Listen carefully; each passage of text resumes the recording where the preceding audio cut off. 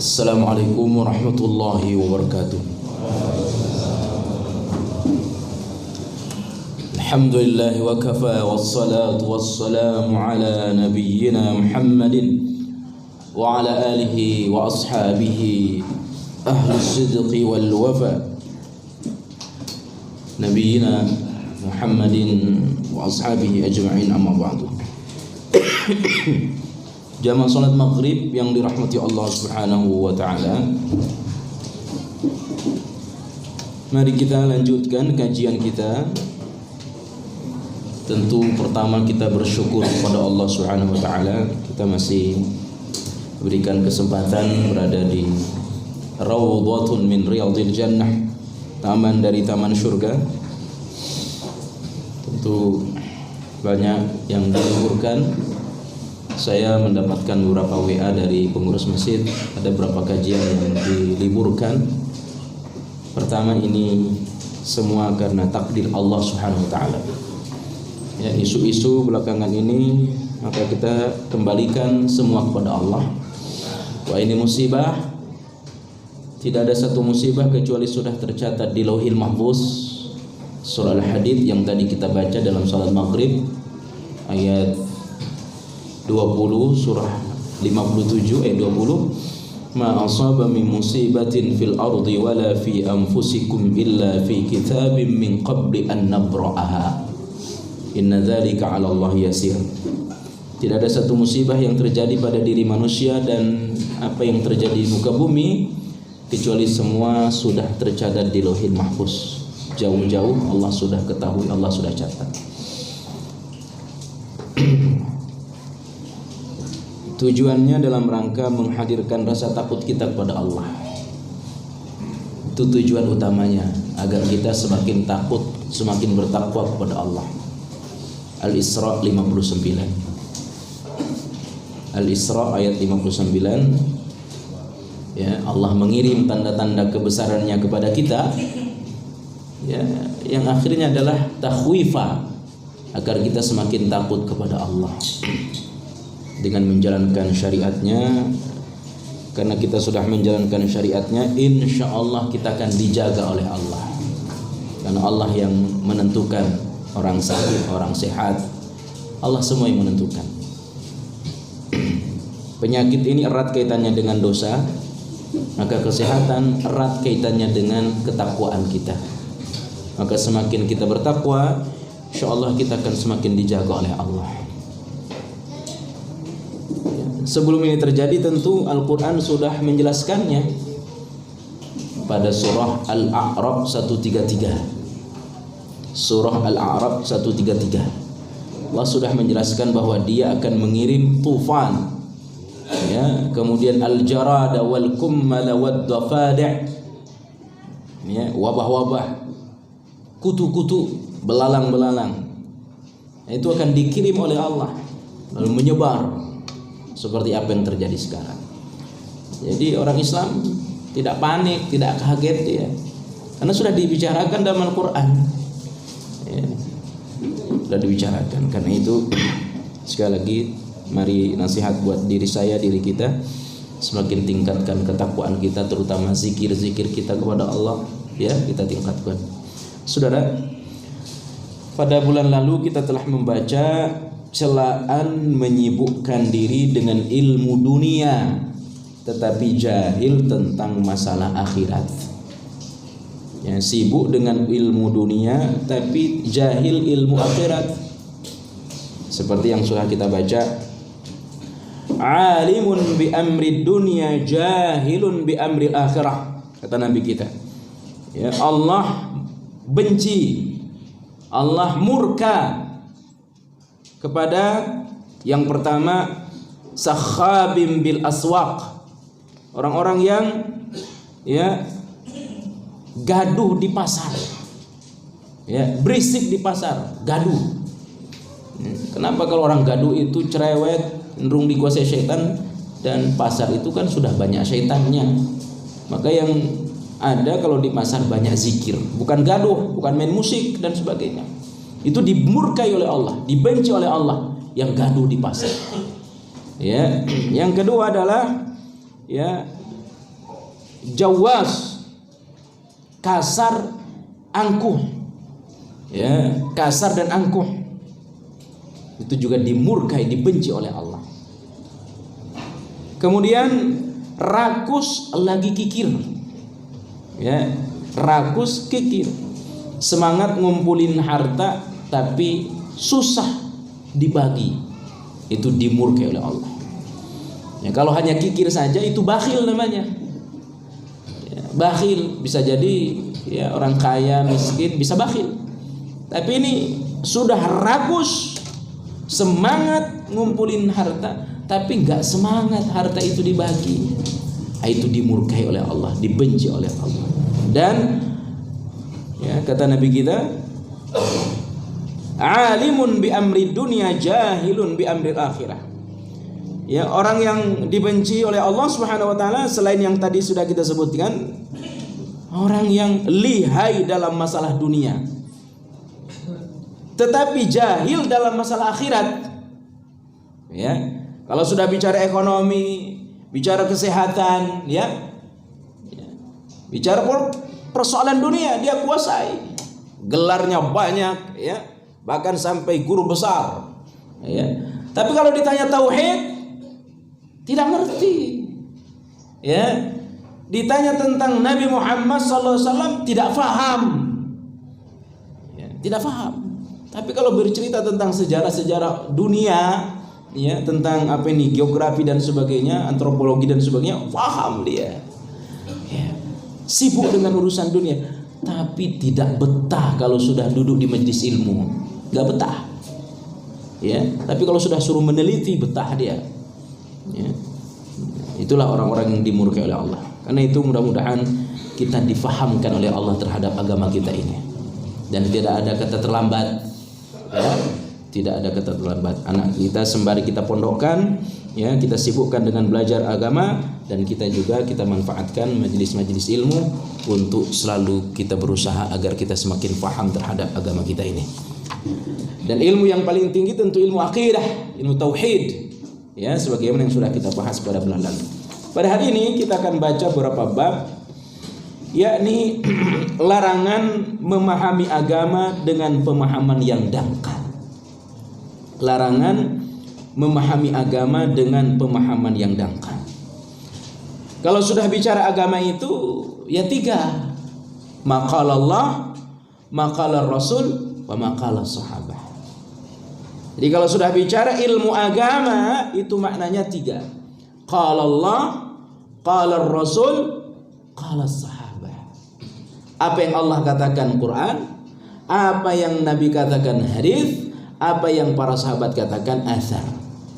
Nah, ini yang harus kita fahami, ya, dengan amik, dengan ya mendalam kita menyediakan waktu. Karena itu kita dilarang dalam agama kita ini ya belajar dangkal, apalagi tidak belajar. Sebab apa? Orang kalau cuma memahami kulit-kulit agama itu ekstrim kanan, ekstrim kiri. Ya, nanti bablas Khawarij, kiri nanti dia Mu'tazilah, ya, atau sepilis sekuler, liberal, pluralisme. Ya, itu orang-orang yang dangkal terhadap agamanya. Ya, nah, makanya lebih banyak nanti kalau Bapak punya buku mulai dari halaman 211 itu lebih banyak membicarakan tentang Khawarij, tentang Khawarij. Tetapi belakangan muncul orang-orang yang tidak faham agama, dia belajar tapi tidak faham atau salah faham. Ya, ini orang-orang seperti liberal, pluralisme, ya, dan tentu di dalamnya masuk Syiah. Nah, Bapak Ibu, dari bab ini pengarang kitab mendatangkan beberapa hadis kepada kita. Yang pertama, hadis yang datang dari Ali bin Abi Thalib, ya, suami dari Fatimah Az-Zahra, khalifah keempat, ya, yang nanti dibunuh oleh orang-orang Khawarij. Ya, dibunuh oleh orang-orang Khawarij. Ini akibat apa? Akibat dangkal terhadap agama. Ya, orang-orang Khawarij. Nabi bersabda, kata Ali bin Abi Thalib, Sami'tu Rasulullah SAW, saya mendengar Rasulullah SAW bersabda, sayakhruju fi akhiriz zamani qaumun ahdasul asnani sufahaul ahlam.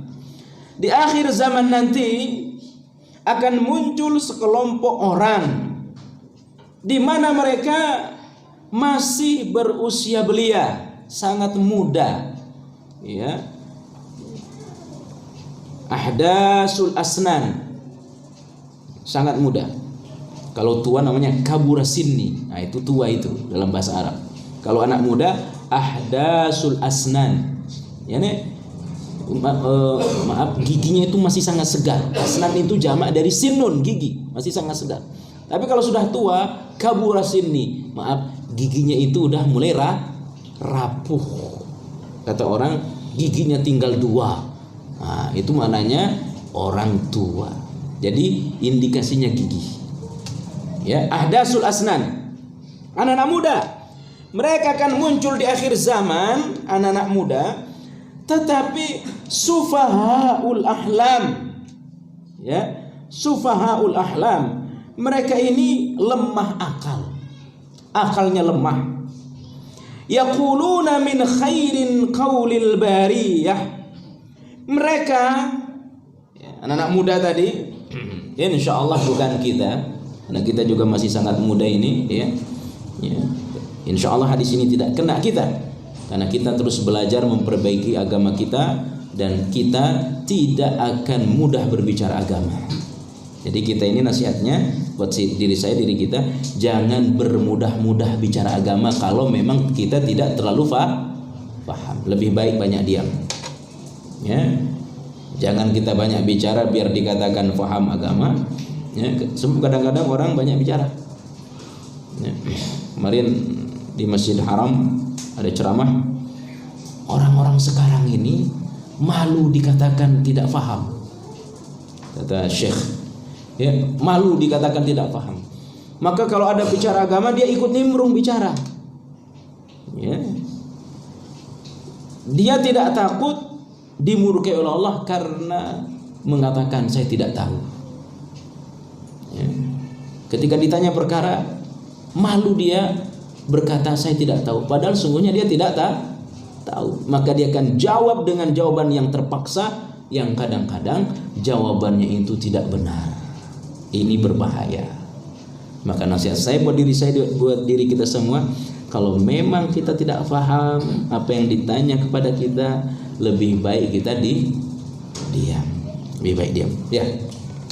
Mereka ini, kata Nabi Muhammad SAW, menyerukan sebaik-baik perkataan, yakni berdakwah, menasihati orang. Ya. Tetapi mereka membaca Al-Quran tidak melewati kerongkongan mereka. Mereka tidak faham Al-Quran. Ya. Mereka tidak faham hakikat agama, tetapi berani muncul di hadapan umum. Apalagi mohon maaf, bisa jadi karena bermodal lucu. Ya, bermodal lucu. Akhirnya tenar. Ya. Padahal yang dibicarakan jauh dari nilai-nilai kebenaran agama. Akhirnya apa? Nanti banyak minta maafnya di belakangan. Ya, ini dai muncul seperti ini ada. Ya, dai-dai yang mudah minta maaf ketika udah diperbaiki, dikritik oleh yang paham. Ya, akhirnya minta maaf. Ya, dan ini banyak. Ya. Saudara jamaah yang dirahmati Allah, mereka berdakwah, menyeru dengan sebaik-baik ucapan, tetapi mereka tidak faham terhadap apa yang mereka ajarkan, yakni Al-Quran. Mereka keluar dari agama laksana anak panah yang melesat dari busurnya. Jika kalian menemukan mereka, maka bunuhlah, karena telah tersedia pahala di sisi Allah pada hari kiamat nanti bagi siapa saja yang membunuh mereka. Ya. Nah, sebenarnya hadis ini akan lebih tepat nanti pada zaman turunnya Imam Mahdi. Ya. Tetapi bibit-bibit orang-orang seperti ini sekarang sudah bermunculan. Ya, sekarang sudah bermunculan. Ya, berani tampil. Ya, tetapi tidak berdasarkan kepada dalil yang benar. Bermunculan ya bicara-bicara tentang agama, tetapi kadang-kadang yang dibicarakan hadis-hadis lemah. Ya, hadis-hadis lemah. Saudara, jamaah yang dirahmati Allah Subhanahu wa taala. Pengarang kitab juga mendatangkan hadis yang lain ya dari sahabat Abu Sa'id Al-Khudri. Ia berkata Rasulullah SAW bersabda,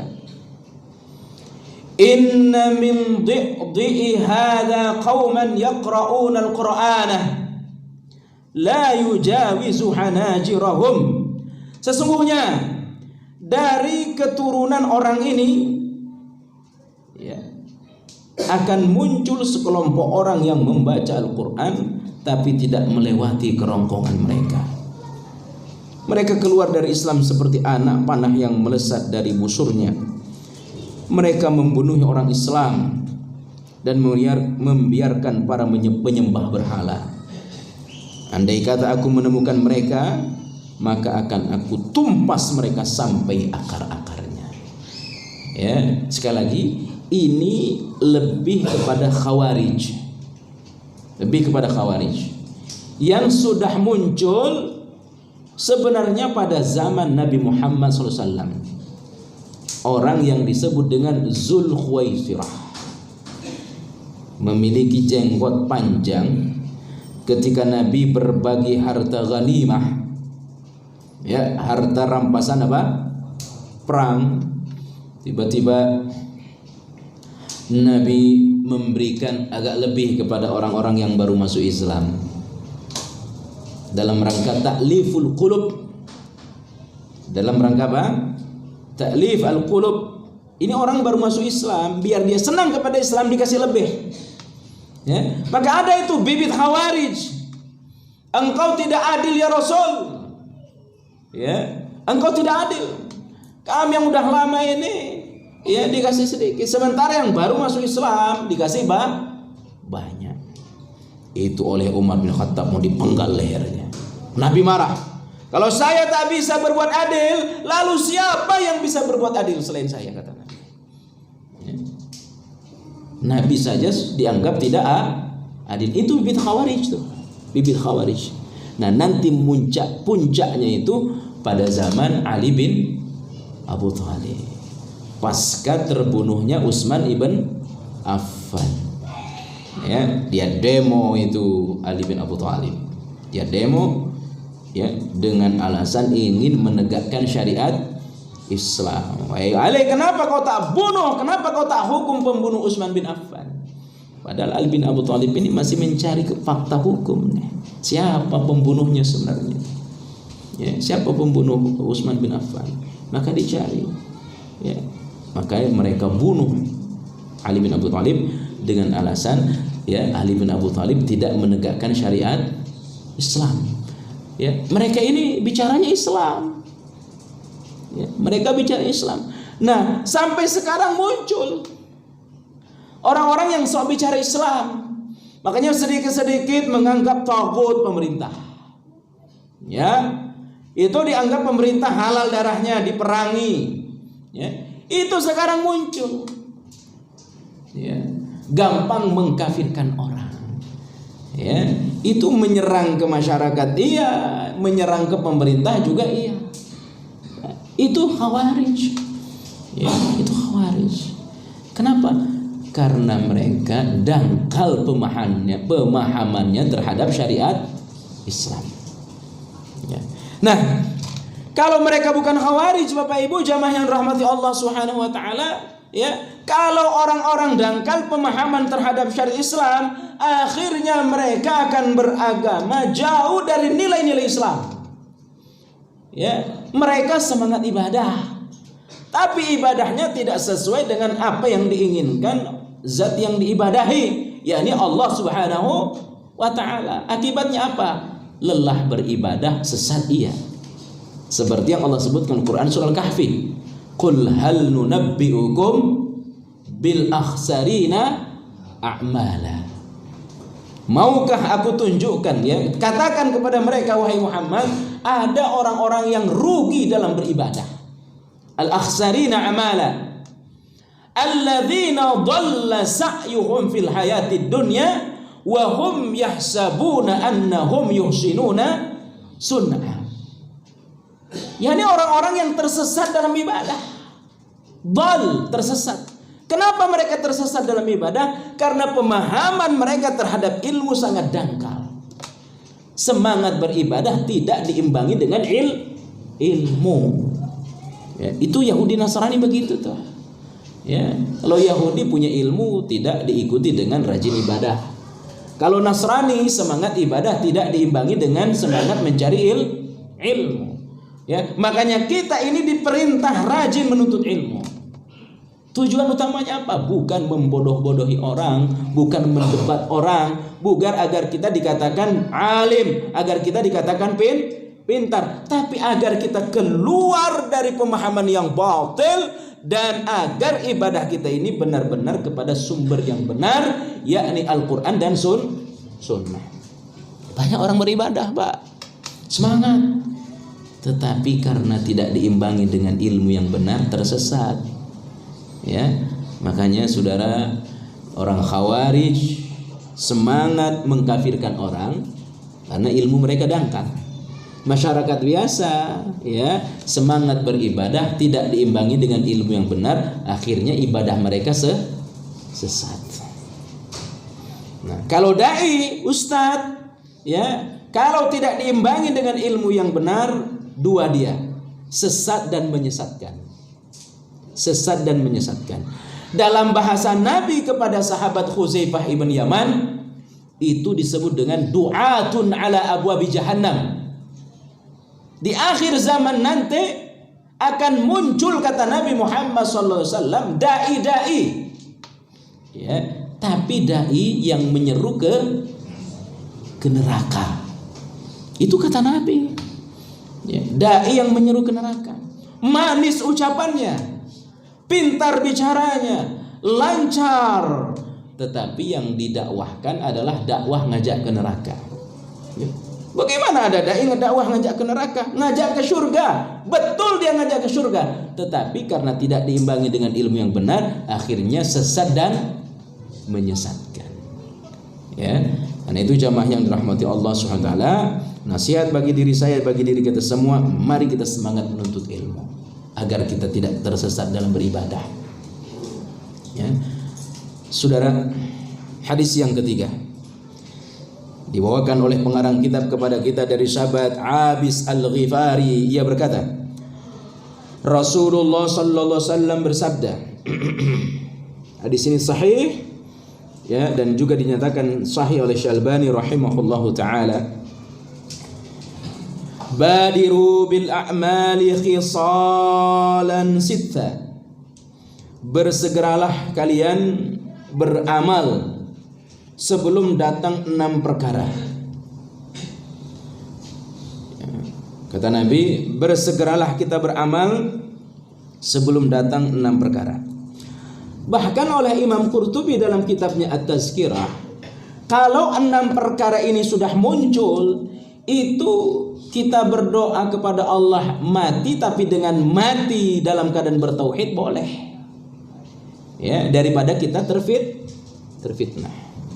Fa idza aradta fitnatal qaumi fatawaffani ghaira maftunin. Itu ada doa Nabi itu. Ya Allah, jika engkau menghendaki fitnah pada satu kaum, matikan saya tapi dalam keadaan tidak terfitnah, yakni fitnah agama. Maka sebelum datang 6 perkara, segera kita beramal. Apa 6 perkara itu? Halaman 213 bagi yang punya buku. Yang pertama, kepemimpinan orang jahil. Pemimpin yang jahil. Ya, ini sudah kita baca sebelumnya.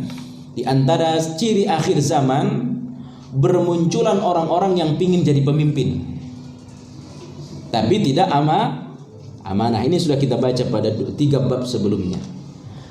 Akhir zaman, tanda dekatnya hari kiamat, Ya, tapi tidak boleh diukur dengan angka dekat itu. Ya, tidak boleh diukur dengan angka. Kalau kalau diukur dengan angka tahun sekian itu dukun. Nah, makanya sekarang ada muncul ustadz tapi dukun. Ya, memang kiamat itu sudah sangat dekat. Dekatnya itu kapan? Nggak boleh diukur dengan angka. Ya, yang pertama kata Nabi, ya, beramallah kita dengan rajin sebelum datang 6 perkara. Ya, 6 perkara itu lahirnya pemimpin-pemimpin yang jahil. Ya, mereka berlomba-lomba jadi pemimpin, tapi begitu diamanahi tidak adil. Tidak adil. Ya, itu disebutkan oleh Nabi dalam kitab Bulughul Maram oleh Imam Ibnu Hajar Al-Asqalani pada bab perintah menjauhi akhlak tercela. Ada satu hadis di mana Nabi sabda, barang siapa diamanahi kepemimpinan, pemimpin apa saja, lalu dia mati zalim terhadap yang dia pimpin, maka haram dia masuk surga. Baca kitab Bulughul Maram bab larangan akhlak tercela, ketemu nanti hadisnya. Ya. Yang kedua kata Nabi, sebelum datang itu maka kita diperintah banyak beribadah, menjamurnya aparat-aparat keamanan. Ya, menjamurnya aparat keamanan. Kasratus syurti. Syurti itu artinya polisi. Ya. Nah, kasratus syurti. Mereka banyak tapi tidak benar. Mohon maaf, yang kadang-kadang itu jadi karena hasil sogok, hasil nyuap. Ya. Dan ini diperlombakan. Ya. Mereka bangga ya menjadi aparat-aparat ini, aparat-aparat keamanan, walaupun caranya nyogok. Nah, itu yang kedua. Yang ketiga, Nabi Muhammad SAW, qati'atur rahimi, silaturahmi yang terputus. Orang senang bermasalah, karena senang bermasalah akhirnya tidak saling berkunjung. Ya, kapan kau minta maaf? Nanti nunggu lebaran. Ya, itu ada. Ya, silaturahmi terputus. Ya, yang keberapa? Yang keempat, bai'ul hukmi. Bai'ul hukmi. Yakni hukum diperjualbelikan. Hukum diperjualbelikan. Makanya kadang orang benar dianggap salah, orang salah dianggap benar. Ya, kenapa? Karena hukum diperjualbelikan. Karena dia banyak uang, mestinya berapa puluh tahun jadi sekian tahun, dibeli hukum. Keadilan tidak tegak. Tapi zaman Nabi tidak bisa. Ada orang perempuan hebat, ya, kena kasus. Kata orang kepada Nabi, jangan tegakkan hukum kepadanya, itu wanita terpandang. Apa kata Nabi? Andaikan yang mencuri itu Fatimah, aku sendiri yang akan potong tangannya. Karena zaman Nabi hukum tidak bisa dibeli. Kalau saya salah. Tapi zaman akhir menjelang hari kiamat, hukum itu diperjualbelikan. Ya. Hukum diperjualbelikan. Ya. Makanya saya sering ceramah di pengadilan tinggi. Ya. Itu nggak boleh ada akses masuk selain karyawan, tidak boleh orang yang berperkara naik ke dalam ruangan itu. Ya. Itu menunjukkan bahwa sebelumnya ada kasus. Ada kasus hukum kadang-kadang diperjualbelikan, kadang ada sogo, ya. Saya berapa kali ceramah itu di pengadilan tinggi di Jakarta Timur dekat Masjid Azhar. Saya tanya, kenapa orang lain nggak boleh masuk sholat, Pak? Nggak boleh masyarakat masuk ke dalam, terutama orang-orang berperkara. Ya. Memang kita berangkat dari rumah tidak ada niat tidak ada niat ingin disogok dan menyogok, tapi kadang-kadang gangguan itu ada saja. Ya, ini menunjukkan apa? Akhir zaman seperti itu, hukum diperjualbelikan. Yang keberapa? Yang kelima, ya. Yang keenam, ya. Nyawa tidak ada harganya. Yang kelima, nyawa tidak ada harganya. Orang mudah membunuh, Ya. Kadang-kadang ada anak bunuh ibunya. Ya, ada anak umur 15 tahun bunuh anak umur 5 tahun. Ya, ini udah akhir zaman, Pak. Nyawa tidak tidak ada harganya. Padahal nyawa ini sangat berharga bagi Allah Subhanahu wa taala. Yang terakhir, munculnya generasi yang menjadikan Al-Qur'an sebagai nyanyian. Mereka tidak faham Quran, tetapi Quran dijadikan mata pencaharian. Ya. Munculnya generasi yang menjadikan Al-Quran sebagai nyanyian. Kalau dinyanyikan saja Quran dalam arti dengan suara yang indah, itu bagus, sunnah hukumnya. Ya. Baca kitab Minhajul Muslim, bab adab terhadap Quran, Syekh Abu Bakar Jabir Al-Jazair. Nanti ketemu satu hadis begini, Pak. Allah Subhanahu wa ta'ala, kata Nabi Muhammad SAW, tidak mengizinkan selain Al-Quran, yakni menyanyikan Al-Quran. Dalam arti Al-Quran dibaca, dilagukan. Itu diizinkan oleh Allah. Makanya orang baca Quran iramanya beda-beda. Ya, iramanya beda-beda. Saya beda, nanti kalau ada usaha lain beda. Itu halal, boleh. Nanti taghanni, menyanyikan Al-Quran. Nah, Allah Jalla wa'ala tidak izinkan selain Al-Quran orang bernyanyi. Ya, Allah tak izinkan selain Al-Quran dinyanyikan. Berarti dangdut dan sebagainya itu haram, hukumnya tidak boleh. Ya, tidak boleh kita dengerin musik, Pak, karena tidak diizinkan oleh Allah. Yang diizinkan hanya Quran. Lalu bagaimana dengan hadis ini, Pak? Ya, hadis ini mereka menyanyikan Al-Quran sebagai mata pencaharian. Mereka tidak mengerti hukum-hukum yang ada dalam Quran, tetapi mereka kadang-kadang menjadikan dalil Al-Quran. Ya, mereka nggak ngerti. Ini Qurannya, tapi mereka nggak ngerti. Ya. Atau bisa difahami hadis ini memperjualbelikan ayat-ayat Al-Quran dengan murah. Ini akhir zaman. Atau kata Nabi Muhammad SAW, mereka mempersilahkan maju bukan karena kedalaman atau keluasan ilmunya, tapi karena mereka menyandungkan Al-Quran buat mereka. Ya, menyenandungkan Al-Quran. Orang disuruh bicara tentang agama hanya karena bermodal suara bagus, tapi tidak paham isi dari Al-Quran. Nah, ini termasuk akhir zaman, ciri akhir zaman. Saudara jamaah yang dirahmati Allah SWT, jadi kita harus belajar Quran, membacanya dengan baik, kita hiasi Quran, tapi jauh lebih penting fahami apa yang terkandung dalam Quran. Maka saya sarankan sekali lagi baca kitab Minhajul Muslim, syarah pengarangnya Syekh Abu Bakar Jabir Al-Jazair pada bab adab terhadap Quran. Ya, adab-adab membaca Quran itu diantaranya dinyanyikan. Tentu dengan standar qiraah yang benar. Tapi kata beliau, inti dari Al-Quran bagaimana kita faham, lalu kita mengamalkannya, lalu kita mendakwahkannya. Orang-orang dipersilahkan, dianggap hebat terhadap Al-Quran hanya karena dia suaranya bagus, tapi tidak faham nilai Al-Quran, tidak faham hukum yang terkandung dalam Quran, dangkal pemahaman mereka terhadap Quran, tapi orang menyanjungnya, ya, menyanjungnya. Nah, inilah akibat buruk dari sekali lagi dangkal terhadap Al-Quran. Bab berikutnya, ya.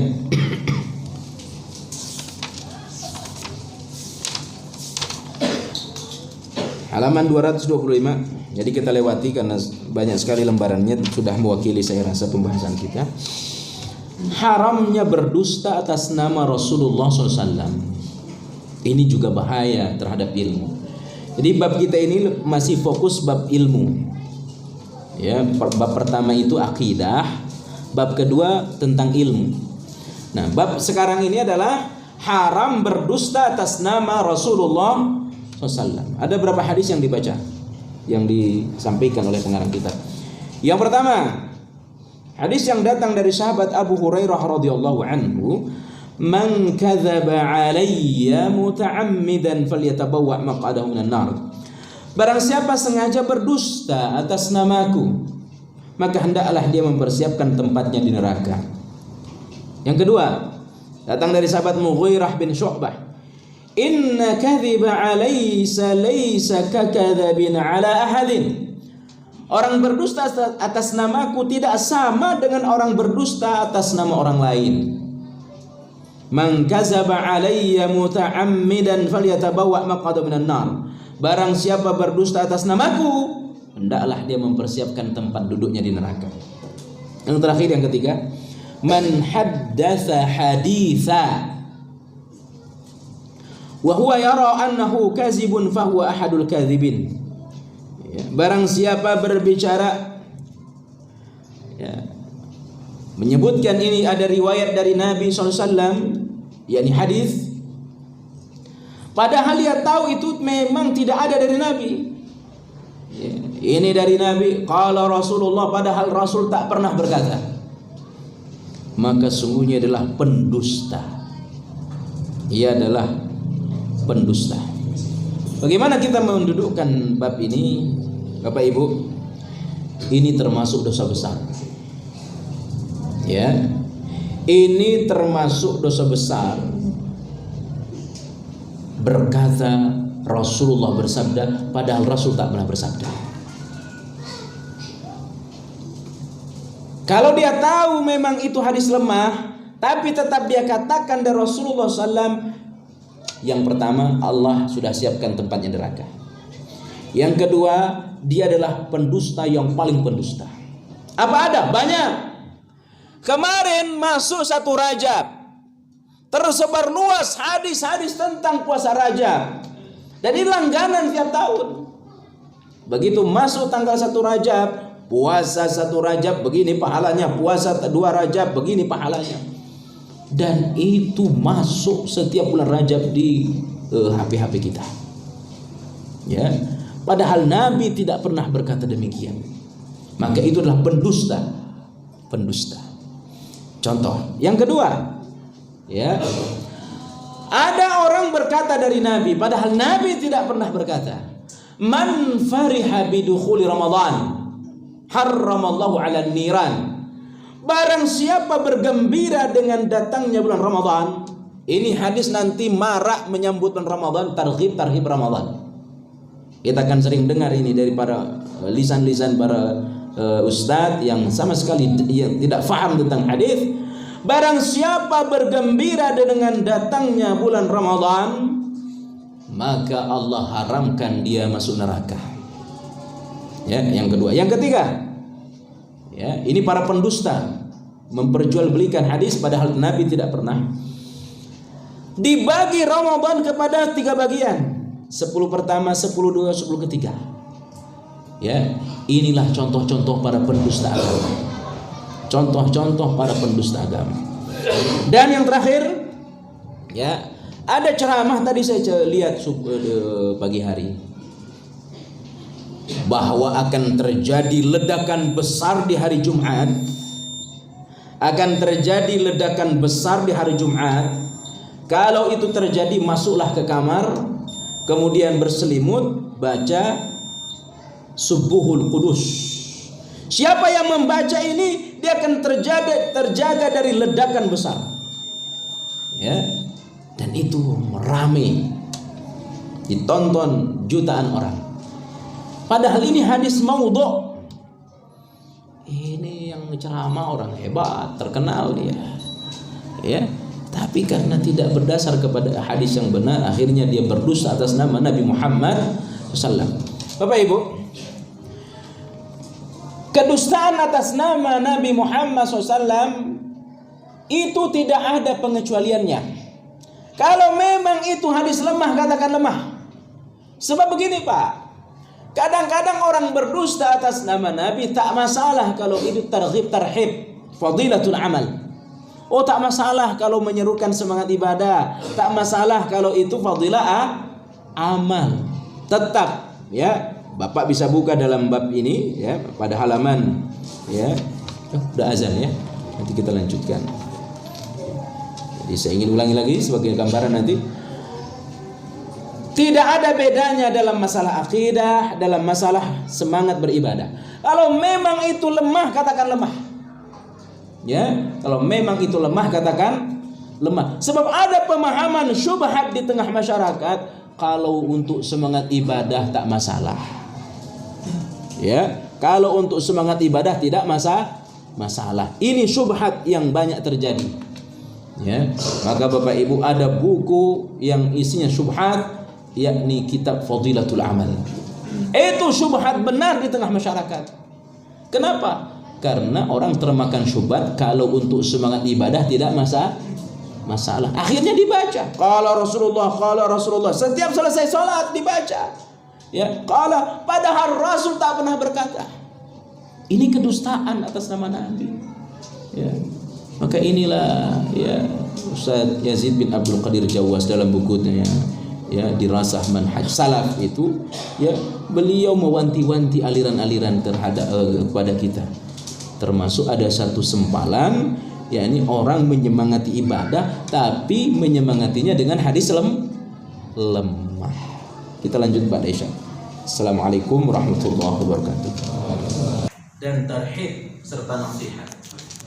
Jadi ada 4 kedudukan yang kadang-kadang orang berdusta atas nama Nabi Muhammad SAW. Yang pertama dalam masalah akidah. Ya. Yang kedua dalam masalah targhib dan tarhib. Yang ketiga dalam masalah fadilah al-amal. Ya, sebenarnya targhib tarhib ini gabung 1 2 ya, 2 3. Ya. Ini sehingga nomor 2-nya targhib tarhib dan fadilah amal. Yang ketiga dalam masalah hukum. Yang keempat dalam masalah nasihat. Ya, contoh-contoh dalam masalah hukum. Ya, harus dikatakan tentang kelemahan hadis qunut subuh. Harus dikatakan bahwa itu hadisnya lemah semua. Ya, ada satu hadis yang sahih tentang qunut subuh. Ya, terlepas dari ikhtilaf para ahli tentang qunut subuh, tapi kita ini sedang bicara tentang hadisnya.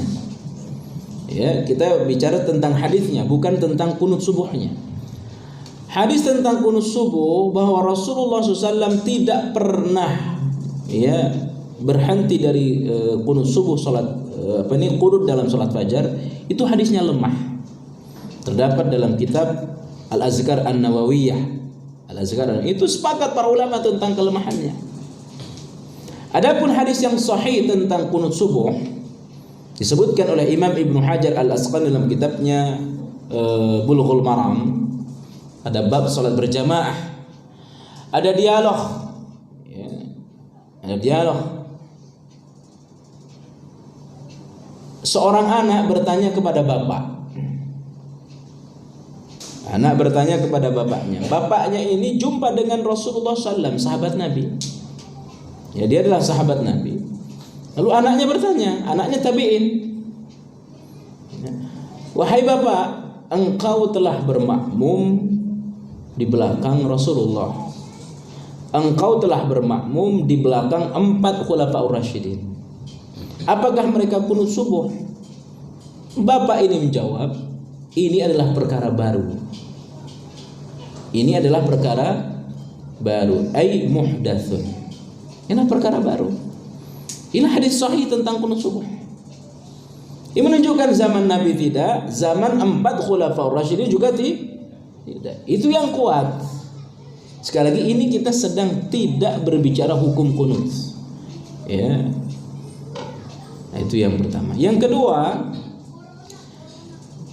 tentang hukum, yakni doa buka puasa.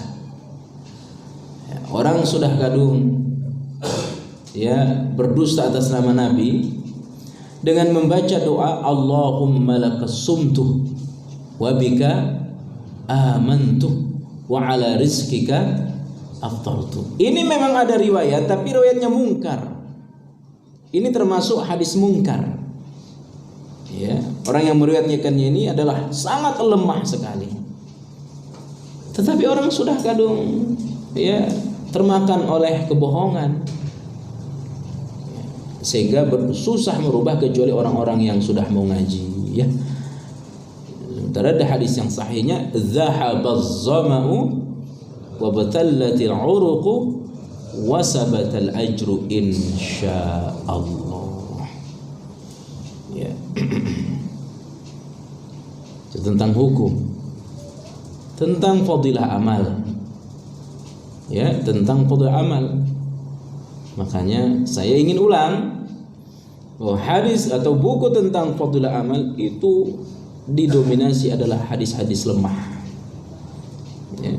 Tapi kami ingin menyemangati aja, ingin menyemangati orang, semangat ibadah. Kalau untuk menyemangati, tetap katakan ini hadisnya lemah. Jangan tutupi. Ya, nasihati. Ya, untuk menyemangati aja. Berarti mereka telah berbohong atas nama Nabi Muhammad SAW. Berbohong atas nama Nabi Muhammad SAW tidak dikalahkan dengan menyemangati orang sholat berjamaah.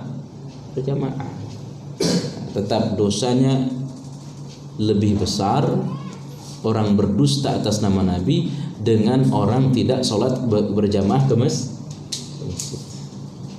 Jangan menyemangati orang beribadah tetapi dengan cara berdusta atas nama Nabi Muhammad sallallahu alaihi wasallam. Ya.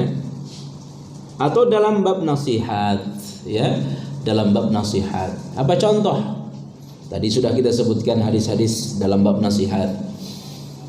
Orang bahagia dengan datangnya bulan Ramadan. Man fariha bidukhuli Ramadan harramallahu 'alan niran. Ini keluar nanti menjelang Ramadan, targhib tarhib Ramadan. Nasihatin orang semangat menyambut Ramadan. Ya.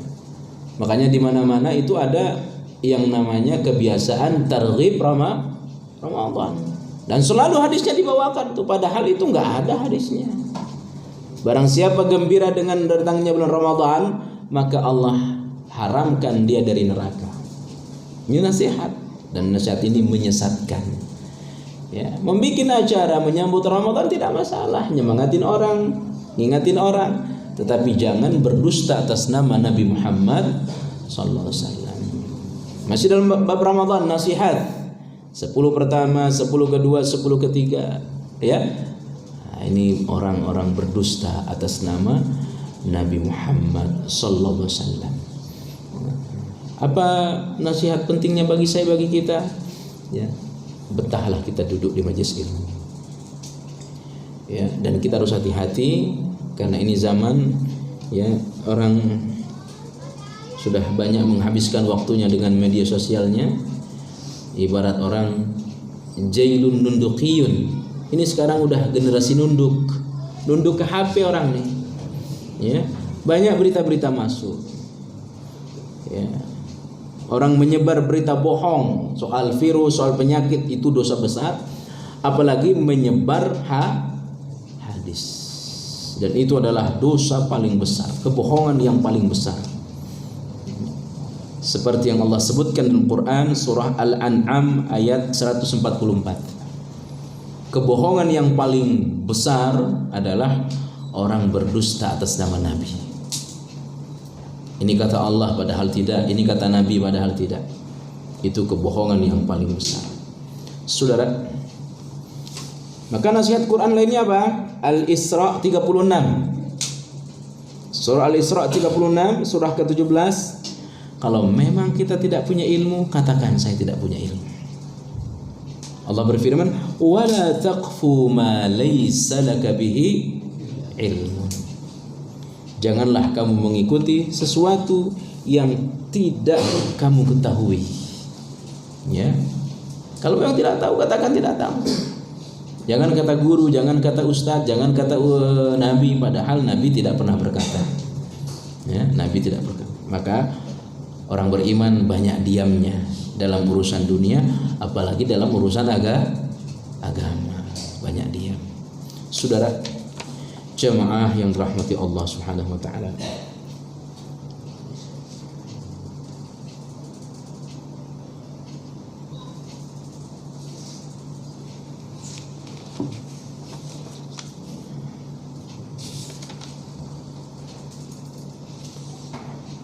Termasuk adalah dalam masalah halal haram.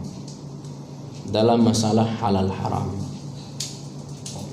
Itu juga kadang-kadang orang berdusta atas nama Allah, atas nama Nabi.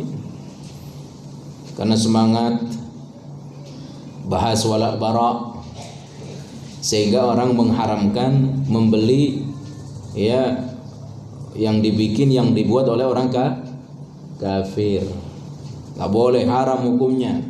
Maka kita mesti belanja kepada orang Islam. Itu juga kebohongan, itu juga kedustaan. Tidak ada kaidahnya kita haram membeli apa yang dibikin, yang dibuat oleh orang kafir. Tapi lebih mengajak orang belanja kepada yang punya umat Islam, iya. Tapi jangan katakan tidak boleh. Ini kadang-kadang terjadi di tengah ya para ustadz, ya, menyemangati orang ya dengan alasan membangkitkan ekonomi Islam. Ya, orang berdusta atas nama Allah. Padahal Allah tak pernah mengharamkan. Nabi tidak pernah mengharamkan. Ya. Makanya ulama-ulama salaf kalau sudah jelas haram, katakan haram. Ya. Ustaz Irwandi, Dr. Irwandi itu ya pernah dimintai nasihat tentang BPJS. Itu ada ceramahnya. Saya yakin kita semua sudah nonton, sudah lihat. Ya. Apa hukum BPJS, Ustaz? Bertentangan dengan syariat. Ya. Gimana caranya biar tidak bertentangan? Ya harus dirubah akadnya, kata Dr. Irwandi. Beliau tidak takut mengatakan itu riba. Itu ada, coba tonton. Ya. Tapi yang lain mengatakan ini masalah ya kepentingan masyarakat. Tapi Ustaz ini Irwandi mengatakan tidak boleh. Ya, begitu seharusnya kita. Ya. Harusnya begitu. Jangan orang berdusta atas nama Allah, atas nama Rasulullah kalau sudah jelas haramnya. Ya, wallahu a'lam bissawab. Insyaallah pada pekan berikutnya kita masih dalam bab ilmu, ya ini bab ke-24. Jadi sudah ada 23 bab yang kita baca dari dua bagian. Bagian pertama bagian akidah, bagian kedua bagian ilmu. Wallahu a'lam bissawab. Kita manfaatkan barangkali ada pertanyaan 5 menit. Silakan. Ustaz, apakah bisa disebut khalid orang yang memberontak yang memiliki kekuatan kepada pemimpin yang tidak berhubung dengan hukum Allah seperti Syekh Isa Utsaimin? Itu khawarij. Ya, khawarij modern. Kalau dia jelas memberontak, berusaha untuk menggulingkan penguasa, ya, untuk menjatuhkan penguasa, ya itu khawarij. Yang kisah tentang Utsaimin yang dia mengumpulkan kekuatan lalu memerangi pemimpin yang tidak berhukum dengan mencampurkan hukum. Bukan sekadar tidak berhukum, dia jahat kepada ulama, jelas jahatnya. Ulama-ulamanya jelas dibunuh. Ya. Beda dengan Hasan al-Basri. Hasan al-Basri tidak. Ya. Jelas dibunuh hanya ulama, tetapi kata dia, saya lebih baik menasihatinya saja. Dia diajak untuk memerangi. Dan itu udah jelas dia membunuh ulama. Ya, ulama-ulama di penjara. Ya. Tapi kalau masih indikasi ya dia zalim, ulama persekusi, itu kan masih indikasi opini saja. Orang terbawa opini di media-media. Mana kezaliman penguasa? Tidak jelas. Ya tiba-tiba ingin digulingkan. Itu jelas itu bibit khawarij. Ya. Jadi saudara jamaah yang dirahmati Allah Subhanahu wa taala, Ibnu Taimiyah itu ya bukan hanya orang Syiah diperanginya. Ya, pemimpin zalim pun dia perangi. Ya, demikian. Ya, ada yang lain silakan. Silakan ini dulu Pak. Ini dulu. Saya dengar dari teman-teman di katanya kata Pak Ustadz, bermain musik atau bernyanyi itu hukumnya haram. Oleh karena itu saya mohon keterangan dari mana. Surah Luqman ayat 6.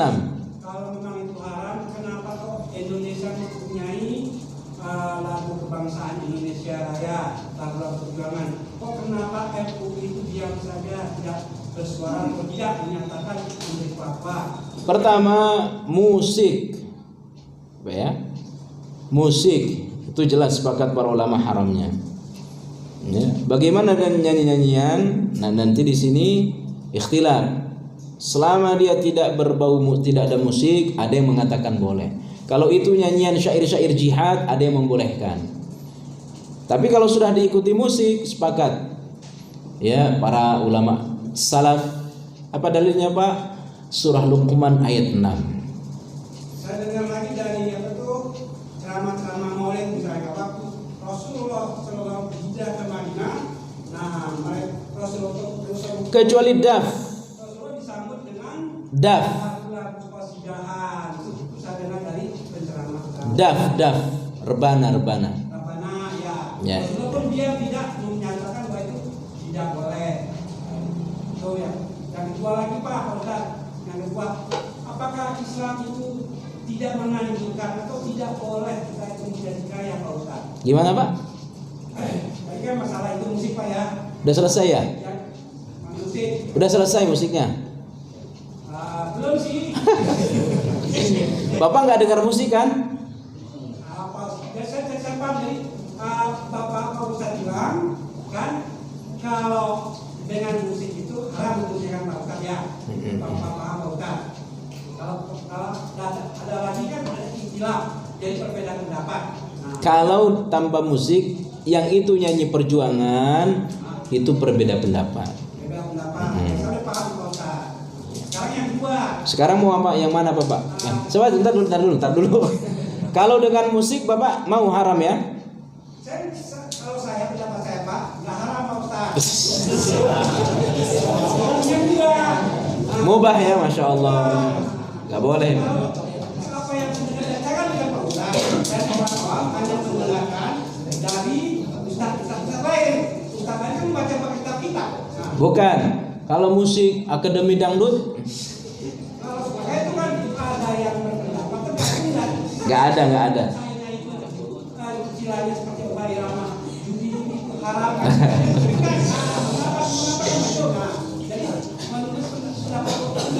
Iya, udah selesai itu. Yang berikutnya apa Pak? Masalah dilapia dengan ini.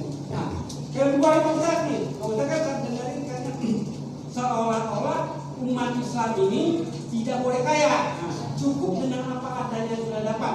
Contohnya misalkan saya nih. Nah, saya punya baja satu. Apakah agama tidak boleh atau melarang atau tidak menganjurkan lah? Saya pengen punya 2 bajai. Saya pengen punya 3 bajai. Saya punya 4. Sehingga kekayaan itu kan banyak manfaat. Kalau kita bisa bersedekah, bisa bergaji dan sebagainya. Dan bahkan mencari ilmu pun harus ada biaya. Nah, sedangkan kekayaan itu pun rahmat dari Allah SWT. Nah, saya ingin tanya Pak Ustaz, apakah Islam itu menganjurkan kita itu hidup sederhana? Ya. Nah, Oke. Cukup ya Pak ya? Ya. Jadi kekayaan itu bonus dari Allah. Ya. Untuk apa? Untuk akhirat lagi. Maka ketika ada orang kaya, kita telaah surah At-Taubah 55. Enggak usah kagum kita sama kekayaan orang. Enggak usah kagum sama kekayaan orang. Ya, itu biasa saja bagi orang beriman. Ya, karena Allah bagi-bagi dunia beda-beda. Allah bagi dunia kepada orang yang dia cintai dan orang yang tidak dia cintai. Tapi Allah tak bagi agama kepada orang yang tidak dia sukai. Hadis Nabi begitu. Apakah Islam melarang kaya? Tidak ada larangannya kaya. Ya, kalau perlu ya umat Islam kaya. Karena tidaklah dakwah ini akan maju atas izin Allah juga karena ada orang-orang kaya. Itu kenapa Nabi sedih waktu Khadijah wafat. Tidak semata sebagai seorang suami ditinggal istri. Ya. Kalau semata ditinggal istri, kalau ada suami meninggal, itu bisa bertahun-tahun istri tak nikah. Meninggal suaminya bisa 5 tahun, 6 tahun tak menikah. Tapi kalau ada istri meninggal, sedih 3 hari, hari keempat sudah punya istri dia. Ya, itu bedanya. Nah, kenapa Nabi sedih waktu Khadijah wafat? Karena habis hartanya untuk dakwah. Jadi nggak ada larangannya kita miskin, ya. Tapi tidak boleh kita berambisi jadi orang kaya, ya. Makanya dalam syariat kita itu tidak boleh ambisi jadi orang kaya. nggak boleh. Tapi kan dalam Al-Quran ada ayat, Pak. Carilah akhiratmu dan jangan lupakan duniamu. Nah, berarti jangan melupakan duniamu. Berarti kita tuh harus mencari sekuat mungkin rezeki dari Allah. Iya. Kan Al-Qasas 55 ayatnya. Ayatnya Al-Qasas 55. Wala tufsidu fil ardi ba'da islahiha wabtaghi fima ataqallahu daral akhirah wala tansa nasibaka minad dunya. Kejar akhirat. Ambisi untuk akhirat harus, tapi jangan lupa dunia. Jadi dunia itu dibawa santai saja. Ya, yang penting besok pagi ada nasi uduk, udah cukup. Ya, itu udah cukup tuh. Apa kata konsep Nabi? Kenikmatan bagi orang beriman tubuh sehat dan ada yang dimakan di pagi hari. Itu udah ka'annat lahu hizat lahu dunya.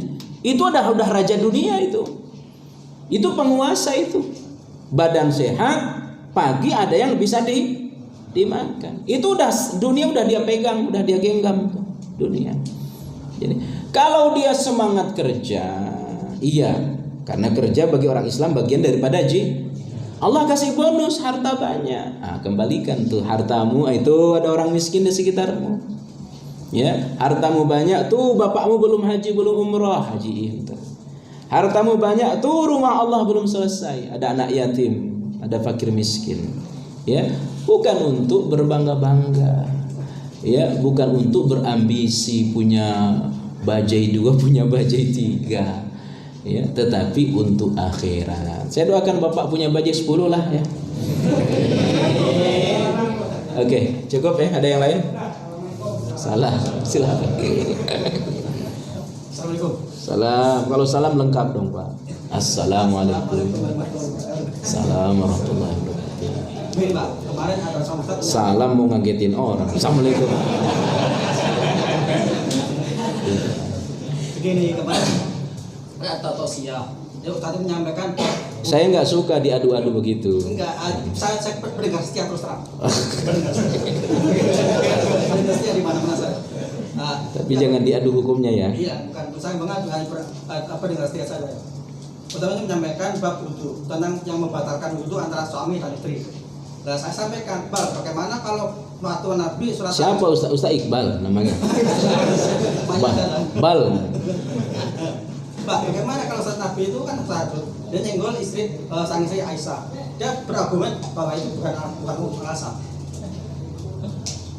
Jadi Bapak apa pertanyaannya? Pertanyaannya itu bab yang berkaitan wudu antara suami dan istri. Bapak ingin tanya. Iya.